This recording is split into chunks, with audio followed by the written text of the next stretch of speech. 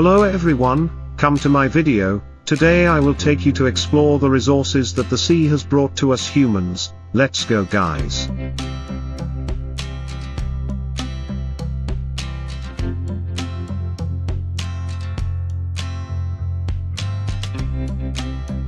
Commercial fishing is the commercial capture of fish and other seafood for profit, mainly from wildlife reserves. It provides a large amount of food to many countries around the world, but those who make it an industry often have to fish far from the ocean in adverse conditions.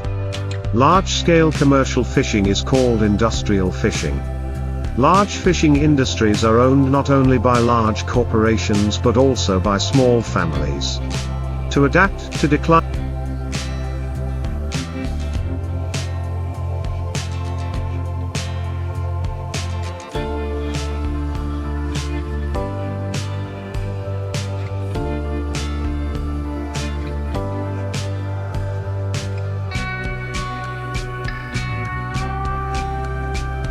declining fish populations and increasing demand, many commercial fishing operations have reduced the sustainability of their harvest by fishing deeper into the food chain. This raises concerns among fisheries managers and researchers, who further highlight that for those reasons, the sustainability of marine ecosystems may be at risk of collapse. Fisheries commercial people harvest many types of animals. However, a very small number of species support the majority of the world's forests.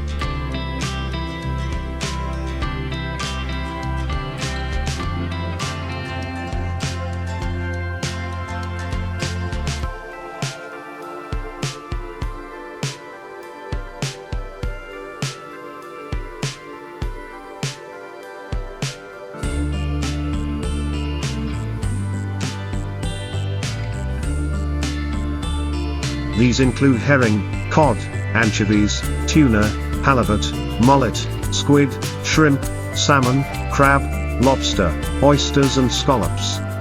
All but these last four species provided a worldwide catch of over 1 million tons in 1999, with herring and sardines together providing a catch of over 22 million tons in 1999. Other species are caught in smaller quantities. In 2016,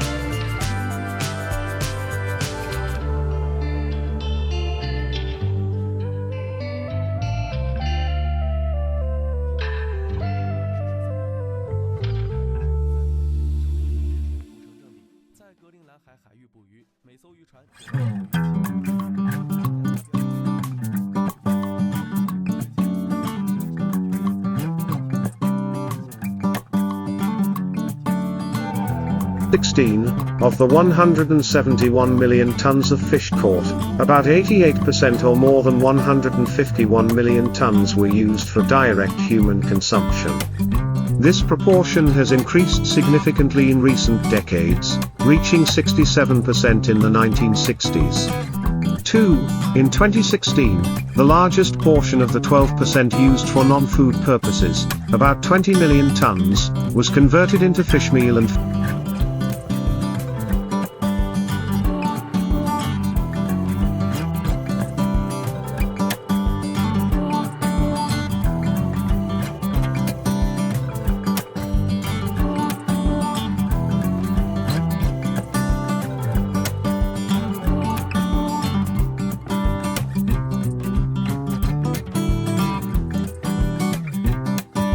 fish oil, 74% or 15 million tons, while the remainder, 5 million tons, is mainly used as food. Raw material as direct feed in aquaculture and the raising of livestock and fur-bearing animals, in aquaculture, for example juveniles, fingerlings or small adult fish for rearing, as bait, for use in pharmaceuticals and for decorative purposes. According to an economic report published by NOAA Fisheries, in 2006 the industry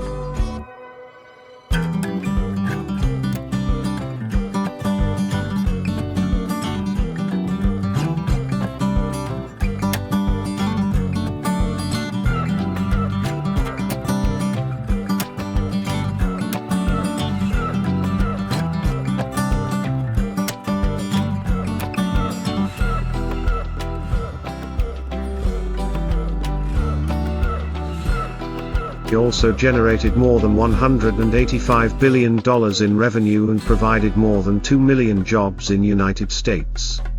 3. Commercial fishing can provide many jobs, but wages vary from boat to boat and season to season. Crabber Cade Smith was quoted in an article by Business Week as saying, "There's always a top boat where crew members make $50,000 during the 3 to 5 day king crab season, or $100,000 for a longer snow crab season." 4. That may be true, but there are also boat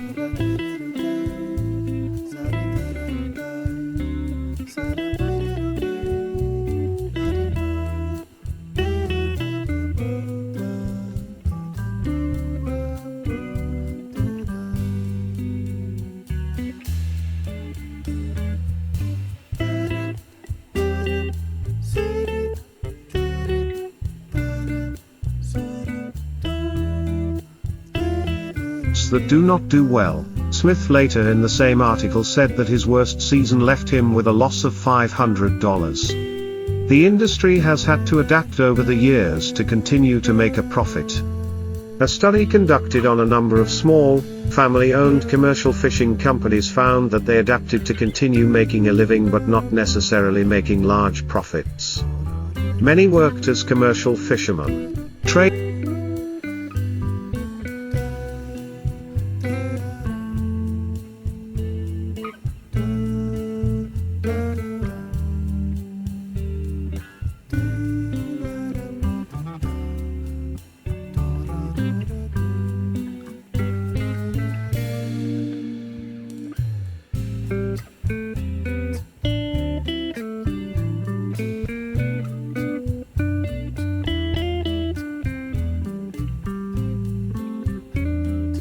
are self-employed, with part or all of their salary dependent on the proceeds from selling their catch. In the UK, the technical term for this is sharecropper, which refers to anyone working without an employment contract, on a boat manned by more than one person, and whose livelihood is at least partly based on profits or total fishing revenue of fishing vessels. Main fishing techniques. Bottom trawling is destructive. More barriers to keep birds from getting caught in the net. Fishermen using nets tope.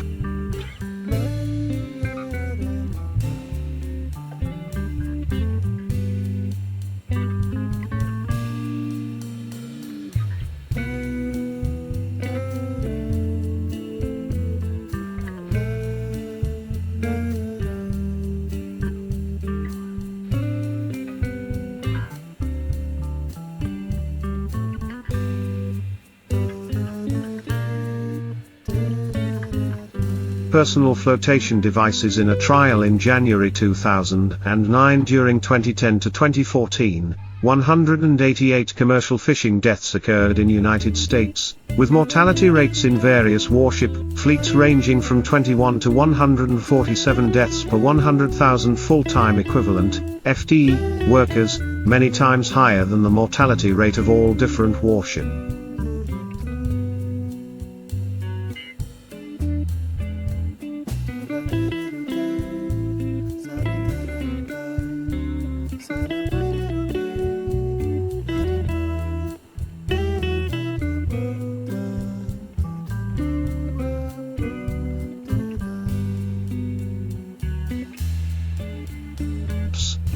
American workers.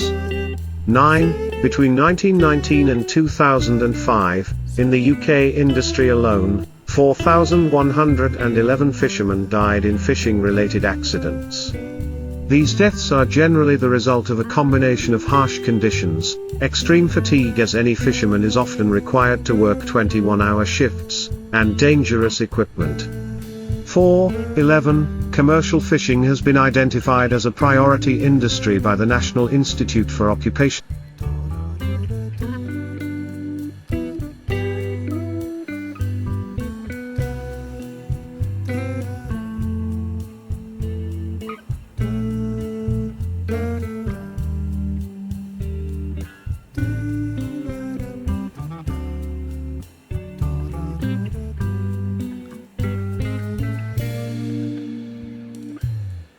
Safety and Health, NIOSH, in the National Occupational Research Agenda, NORA, to identify and develop strategies can relate to occupational health and safety issues, hazards and hazard control.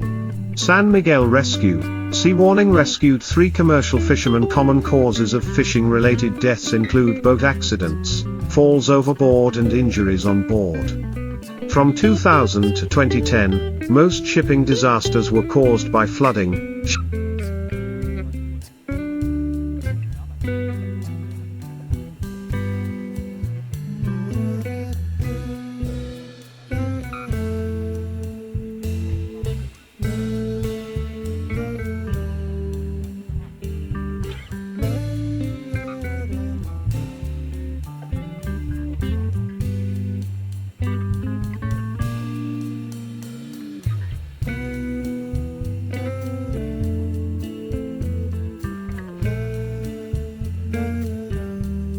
Ship instability, and high waves, while dangerous conditions contributed to the majority of ship disasters causing deaths. The most common cause of death is falling into the ocean. Falling overboard in particular killed 182 fishermen between 2000 and 2010.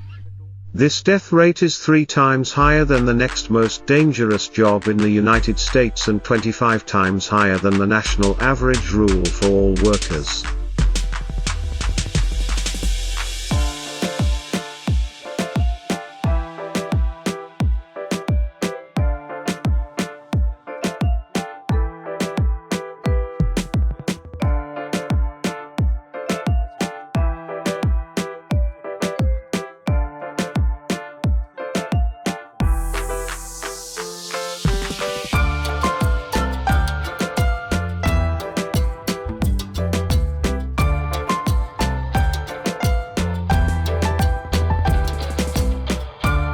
Most overboard missions are unproven, and there are no documented cases of victims wearing personal flotation devices, PFDs. Several organizations have attempted to change the culture around safety on commercial fishing vessels, especially around the wearing of notoriously personal devices.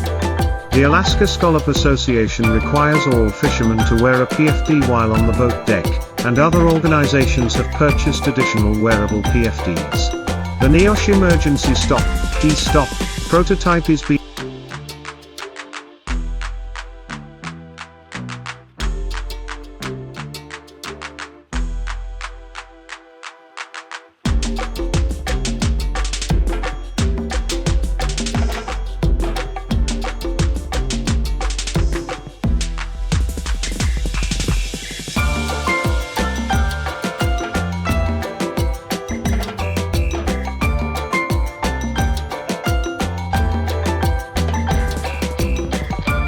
tested on the FE Lake Basin. Injuries on ships often occur when a crew member becomes entangled in a line and is pulled into a winch on deck. Installing an easily accessible emergency stop switch on the winch can prevent these types of injuries. The Injury Data Collection System has begun tracking fishing-related analyses, fatal and non-fatal, using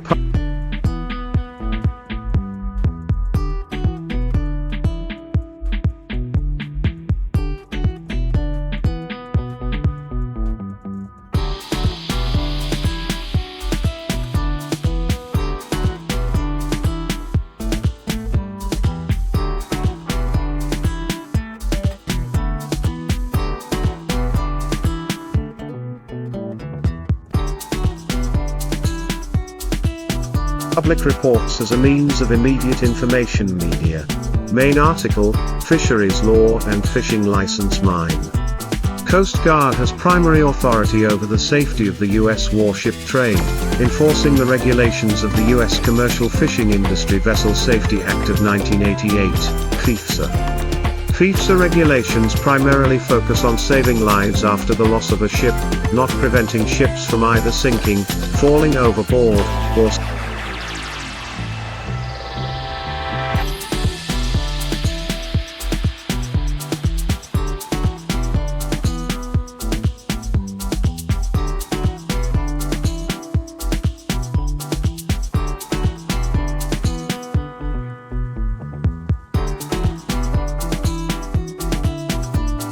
suffering injuries on deck.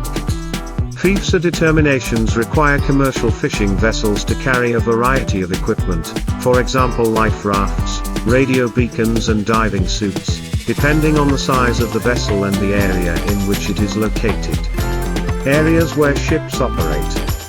17. Not all commercial fishermen contribute according to the regulations and safety recommendations advice. A study of Maine fishermen found that less than 25% of fishermen interviewed had recent training in first aid.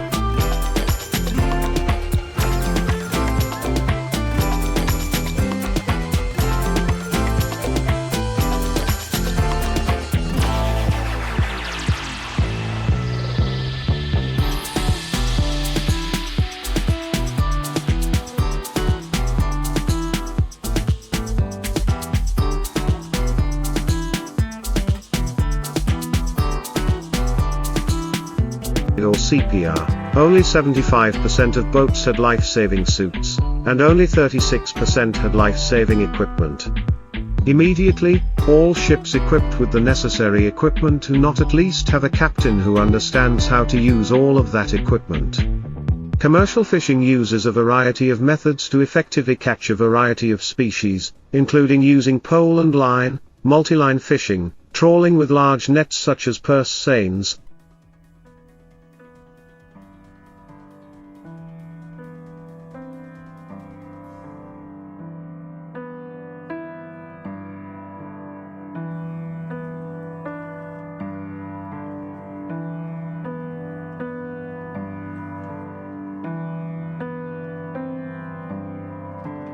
and traps or pots. Dormitory sustainability is improved by using specific equipment that eliminates or minimizes the capture of non-target species.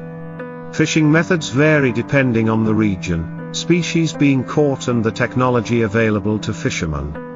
A commercial fishing business can vary from one man with a small boat with a hand-set net or a few traps, to a huge fleet of fishing boats processing tons of fish every day. Commercial fishing gear in use today includes surround nets, for example purse seines, for example beach seines, trawls, for example bottom trawls, dredges, hooks and fishing lines, for example long lines and fishing lines, lifting nets, gill nets, net entanglements, poles, lines and traps. Commercial fishing gear specifically designed and updated to avoid catching certain species of animals, unwanted or endangered species. Billions of dollars are spent each year to research/develop new techniques to reduce injuries and even deaths of unwanted marine animals caught by fishermen. In fact, already,